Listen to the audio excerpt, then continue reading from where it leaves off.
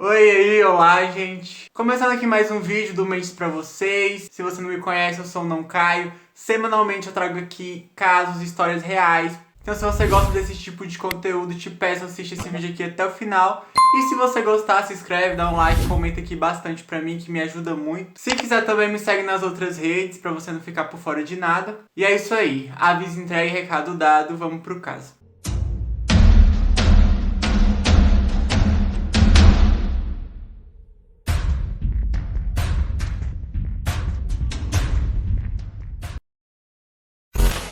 Shashia Moreal nasceu no ano de 1996 e na época dos fatos tinha 20 anos de idade. Ela morava no município de Huis-op-den-Berg, na Bélgica, e ela era descrita como uma menina doce, mas um pouco introvertida. E a Shashia, ela era apaixonada por Pokémon, gente. Ela era muito apaixonada por isso.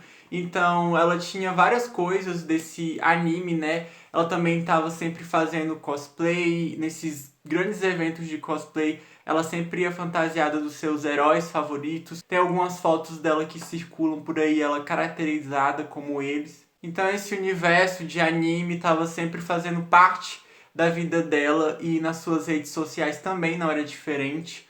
Lá ela se encontrava em vários grupos referente a esse assunto, de pessoas que também curtiam muito o desenho, o anime no caso. E foi por uma dessas redes sociais que ela acabou conhecendo um homem de 25 anos chamado Vanderbroek. Ele era solteiro e trabalhava no McDonald's. E o Van também fazia parte desses grupos, principalmente do Pokémon, né?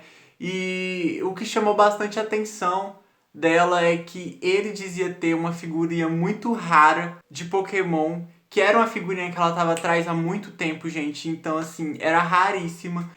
Então eles resolveram trocar. Eles iam fazer uma troca, ela daria pra ele uma figurinha que ele não tinha e ele daria essa rara pra ela porque ele já tinha outra. Então na manhã de terça do dia 7 de fevereiro de 2017, a Sashia pega um trem até Antuérpia, que era onde o Vi morava. Tem algumas imagens dela saindo da estação, indo pro centro de Antuérpia. Câmeras de segurança registraram esse momento. E ela tinha o endereço da casa do Van. Então, assim, era só alguns metros ali do centro, então ela resolveu que ela iria caminhando mesmo. E como a sua visita até a casa do Van não demoraria, a intenção dela era só realmente trocar essa figurinha que ela queria tanto, ela estava super ansiosa por isso.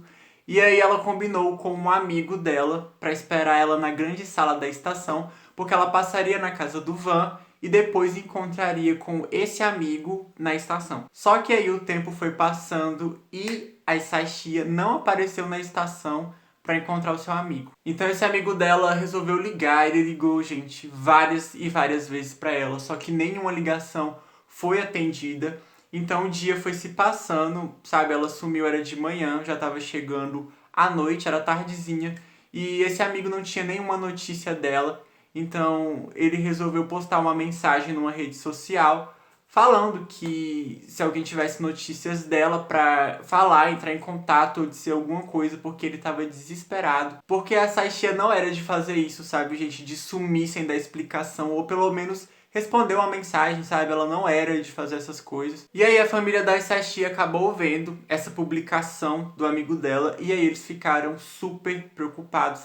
Até porque eles passaram o dia sem ela e ela também não apareceu para o jantar. Então a família resolveu alertar as autoridades. Então na quinta-feira a unidade de pessoas desaparecidas foi colocada no caso. Então eles fizeram uma investigação e eles começaram checando todas as câmeras de segurança que acompanharam o trajeto da Saishia até o local que ela teria desaparecido. Então eram várias câmeras, tinha a câmera da estação, como aquelas imagens que eu mostrei pra vocês. Eles viram todas essas imagens. Então, pelas imagens, eles acabam descobrindo que ela foi até a casa desse homem misterioso e resolvem entrar em ação. Então, a polícia vai até a casa dele às 4h30 da tarde e invadem e levam ele detido. Então, no apartamento, eles encontraram o Van, levaram ele detido e interrogaram ele. Mas, no seu interrogatório, ele disse que não sabia de nada, que ele não tinha visto a Saishi, ele não conhecia ela.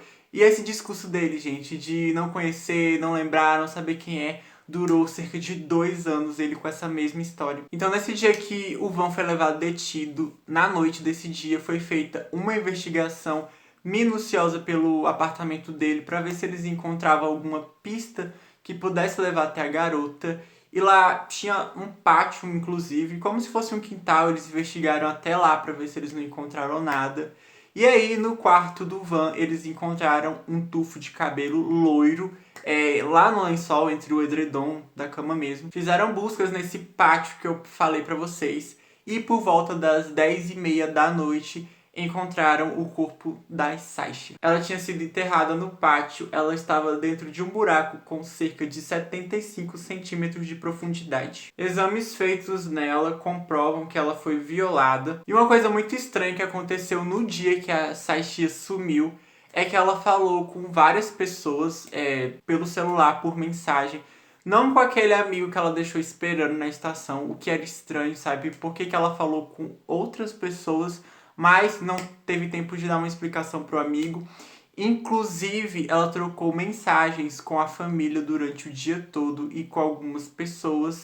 Então era por isso assim que a família não ficou tão preocupada ao longo do dia. Eles se preocuparam mais depois que eles viram aquela mensagem do amigo dela na rede social. E nessas mensagens eram conversas normais, tipo, tô bem, tô chegando em casa, mais tarde eu tô aí, assim, nada de muito misterioso. Então a polícia resolve examinar o computador da Sasha e descobre que ela andava falando com um sujeito misterioso que era o Van. E aí eles têm mais certeza que ele está envolvido, porque ele foi uma das últimas pessoas que ela falou, ela marcou de encontrar com ele. Então, durante as buscas, eles acabaram encontrando o celular dela. Eu não sei ao certo dizer pra vocês se esse celular estava no apartamento do Van ou ele carregava esse celular com esse. Essa parte, assim, foi bem difícil de achar, mas enfim, o celular estava com ele de alguma maneira. Então não tinha mais como o Van negar que ele estava envolvido. E lembrando pra vocês, gente, que isso não foi num período muito curto. Levou cerca de 2 anos, como eu falei pra vocês, pra ele confessar. Então, essa parte que eu tô contando pra vocês, ela decorreu durante esse período. Então agora eu vou contar pra vocês como as coisas aconteceram, segundo o Van, como é que foi nesse dia. Então o Van disse que a Sasha chegou no apartamento dele pra trocar as figurinhas do Pokémon.